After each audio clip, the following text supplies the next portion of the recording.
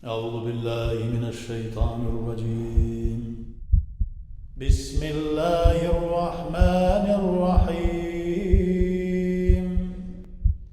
الحمد لله رب العالمين، الصلاة والسلام على رسول الله محمد وآله وصحبه أجمعين. السلام عليكم ورحمة الله وبركاته. Hayırlı günler. Allah subhanahu wa ta'ala hayırlı turmuşlar nasip etsin.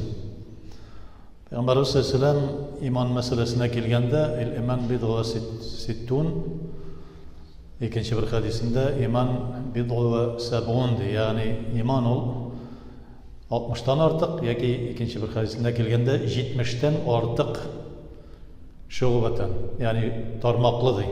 İmanның tarmaqları көп 70'ten artık. Evveluha afzaluha en birincisi en hayırlısı La ilahe illallah. Allah Teala'nın barlığın birligini tanı. Hem adnaha ve adnaha en songusu ol da bulsa endi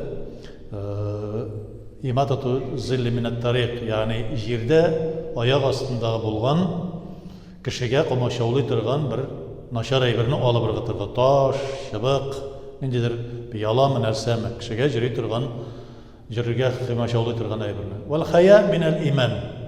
Şulay yok uyalşanlık imandan deydi. Şubatul iman degen anlatatırgan iman tarmaqları degen nerseni anlatatırgan hadiste. Yani iman ol 70'ten artık tarmaqlar. Anda Allah Teala'ga iman, Peygamberimiz sallallahu aleyhi ve sellem'ge, Kur'an'ga, şulay yok endi vatanını süyüge, şulay yok türlü Allah'ın rahmetine 70'ten artık bütünüsü birge. En songusu hem şulay yok anaga koşulup en songusu yolda kişilerge komaşavlı turgan narsani şiz tartu, baklav hem uyalşanlık imandan deydi. Uyalşanlık yani adam balasına has sıfat. Hayvanlarda yok o. Hayvanlarga verilmegen. Şuna göre Allah Teala ayta: "Laqad halaqnal insana fi ahsani taqwim."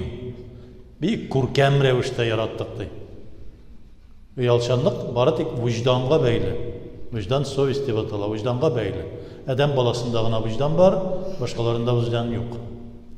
Şulay yok endi Allah Teala'nın şu adamni, adam balasını kurkemlendirüğü uyalşanlık bilen bulsa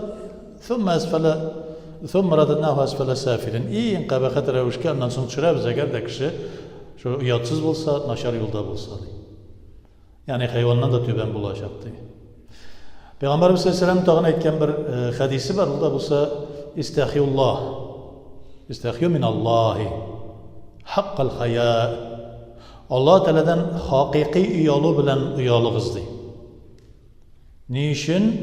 Çünkü Allah subhanahu wa ta'ala qassama ve huve qassama ahlaqakum kema qassama arzaqakum. Ol sizni de xuluqlarınız bilen şonday ettirip yarattı. Kim edepli, kim ko'rkam xuluqli bo'ldiysa, yani uyalşanlık ko'rkam xuluqliqning bir sıfatı. Peygamberimiz sallallahu aleyhi ve sellem'nin sıfatlarını bilemiz ki, onun turundanın şamailin yani onun turuşun öğrengen vakitte bilemiz. Ol üyünden çıgarga uyalıp oturgan kızlardan da uyalşanrak idi. Peygamberimiz sallallahu aleyhi ve sellem. Şuna göre Allah Teala onu görkemlendirdi. İmanın hem rızığın dağın da üstün kıldı. Rızık degen söz yani Allah Teala karşında rahmeti, kengligi turunda söz var. Rızık dege falan buham keyfi falan kadar litr su degen söz gine tügül. Rızık umumen Allah Teala'nın rahmeti turunda var.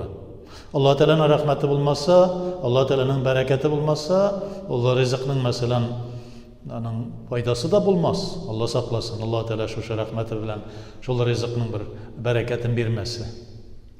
Mesela, biliriz bir Allah Teala toklandırışı. Lakin Allah Teala adam balasını toklandıra rızık bilen. Toklanı rızıktan durmuyor. Kimdir aytani ki rızıktan durmasın. Kişi aşağış toklana bitindi. Aşağış açlığı basıla. Yok. Peygamberimiz sallallahu aleyhi ve sellem şunu getire. G'uj degan tushunchani esga tushirib Tatarda bor, ol hozir unutildi endi ol g'uj biram bo'lgan degan kishiga. Ol chesdi shartlagancha oshi to'ymay g'uj deb ataladi u kishi. Ya'ni Kişiye Allah subhanahu wa ta'ala rızıkını bire, toklanu sıfatını birmi. Her bir nersenin Allah Teala sıfatını bire, İbrahim bire, biz ansın biliriz. Şolay yok, mana İbrahim Aleyhisselam'ın pişağı, Namrut'un, lanetullahi aleyhinin utu, Allah Teala pişakka aytı, pişak kisme dedi. Pişakның sıfatı kisü sıfatını aldı. Utqa kun li İbrahim'e berden, sap salkın bol, bakşa bol dedi. Ut bakşağa eğlendi, sap salkın buldu. Ut yanıp durar, sap salkın. Jandırmay. Allah subhanahu wa ta'ala bunda da rızıkını bire, lakin toklandırı sıfatını Allah toklanmay kişi. Bir de şolay yok. Allah Teala aytı, Peygamber sallallahu aleyhi ve sellem aytı, qassama ahlaqakum kema qassama arzaqakum. Sizning ahlaqlarınızı türlü itirip yarattı. Kimde görkem ahlaqlırak, uyalşanrak, Allah subhanahu wa ta'ala onlarga tirishlik bere. Çünkü uyalşan kişi ko'proq tirişa turgan bo'la ol. Kişiden kim qo'rqolmayman deb, Allah Teala qarşında hayırlı bo'layım deb ol tirişa turgan bo'la. Hem Allah subhanahu wa ta'ala tirişuvi orqasında belki onlarga rahmetin keng qila, onlarga bereketin bere. Ne için? Çünkü ihlaslı bo'la ol. Bir de Muhammed sallallahu aleyhi ve sellem aytı, "Ahlisu a'malakum lillah."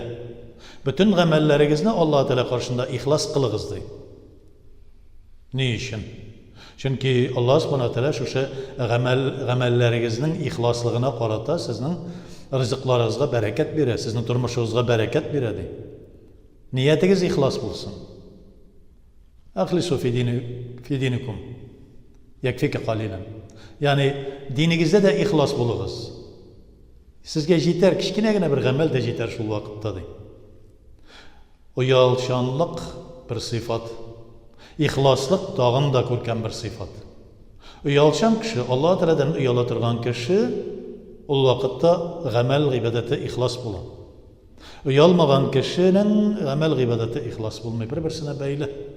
Nişikkine uyalşan bulmasa, nişikteki kişilerge bir zulüm kılıp jere turgan bolsa, nişikkine ihlaslıkni östürmek şey bolsa da östmeyanın ihlaslığı. Çünkü ol bari bir uyalmavşanlık. Nereden kelip çığa? Minlikten, tekebirlikten. Uyalşanlık, tavazzuk. Kişi minden hayırlıraktır indi deyip oylavdan çığa bit ol. Ulan başşağırmın da, min yemsizrek görünemdir. Benim işlegen işimde naşarraktır. Benim kiyimim de başkaşaraktır deyip uyala ol. Men indi Allah Teala'ga ibadet kılam da, Allah Teala Hazreti Gali kibik bitin qaplab otura. Ya Hazreti Gali deyler radiyallahu anh'a. Nek bitingni qaplab oturasın, namazı selam biresin de tezrek bitin qaplaysın. Allah Teala namazımni bitime kirib bermesin deyip uyalam dey. İhlas buldu mu iken namazım, yok mu iken? Hatta dinde bir amelini, ihlas amelini, ezgine bir kichkina amelini de ihlas niyet bilen işledin ise yakfika qalilan. Onun kichkinagina ezgine buluğu da singa jete Allah subhanahu wa ta'ala qabul eter şunu. Ol amelingni. Çünkü sen Allah Teala'dan uyalıp işleysin. Allah Teala'dan uyalı meselesine kelgende, dedikkiler burungular hatta Allah Teala karşında her vakitte özlerin Allah Teala qarab turgan ettirip yürüyorlar.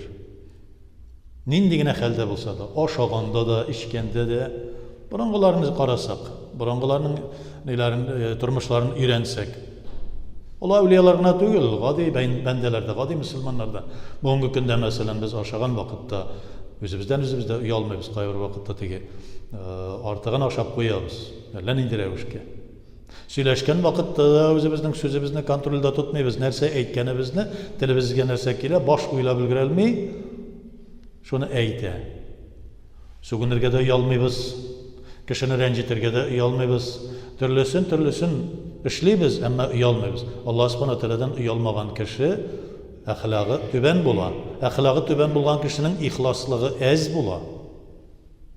Nersegine işlese de kirige taba işlegen bula. İhlassız işlengen amel, ihlas niyetsiz işlengen dini amel bulsun, dünyavi amel bulsun. Al tügel bula almay. Riya bula. Yaki iblis la'natullahi aleyhinin xuluğunda bula. Onun indi xuluq tekebbirlik, minlik. Men bütünüsünden de artıqıraq, men bütünüsünden de hayırlırak deyip жүрді. Шуңа күрә Алла Субхана Тәала каршында уялчан булыгыз ди.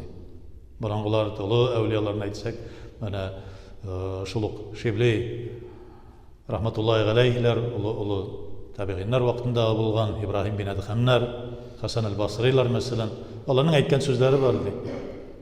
Шибли әйтә, мин ди, Алла Тәала каршында аягымны сузып ятырга да уяладырайым ди. Шулай ук инде башка ниләрдә, улы галимнәрдә, Шафигилар да мәсәлән, Мөхәммәд ибн Идрис Шафиги хәзрәтләр дә, ул да бер вакытта да аягын сузып, шулай куеп, мин уялам Аллаһ Тәаләдән ди, аякны сузып утырырга. Хәтта аякны сузып ятып йокларга ди. Аякны сузып ятып йокларга уялам ди. Бу мәсьәләдә, ягъни Аллаһ Тәаләдән уялам, Аллаһ Тәалә карап торыр. Начар сүз әйтергә уялам. Әнә шуңа күрә дин ишкә бүленгән. Берсе иман, икенчесе ислам, өченчесе ихсан. Ихсан нәрсә ул? Һәр вакыт Аллаһ Тәалә сине күрә дип сизеп, туеп йөрү.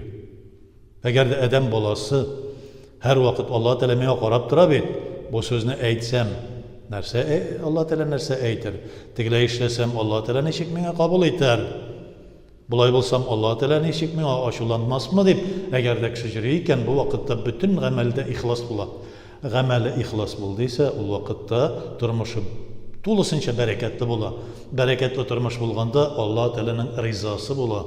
Аллаһ Тәаләнең ризасы булдымы, Аллаһ Тәаләнең сиңа карата мәхәббәте була. Аллаһ Тәаләнең мәхәббәте булган кеше үзен Аллаһ Тәалә мине, әгәр дә Аллаһ Тәалә аны яратса, юхиббухум, Аллаһ Тәалә аларны яратты, ул вакытта нишләтте? Аларга утны тидерттерми, аларга зарар тидерттерми, бу дөньяда зарар тидерттерми, ахирәттә утны тидерттерми, җәннәтләрендә үзенең хәбибе белән, иң яраткан сөекле пәйгамбәре белән бергә кыла. Һәрберебезнең дә Аллаһ Субхана Тәалә сөекләреннән кылса иде, һәрберебезнең дә Аллаһ Тәалә риза булып, ихлас кулларыннан булуыбызны насыйп итсен. Раббана атина фид дөнья хәсәнәтән ва фил ахирати хәсәнәтән ва қина азабан нар. Аллаһ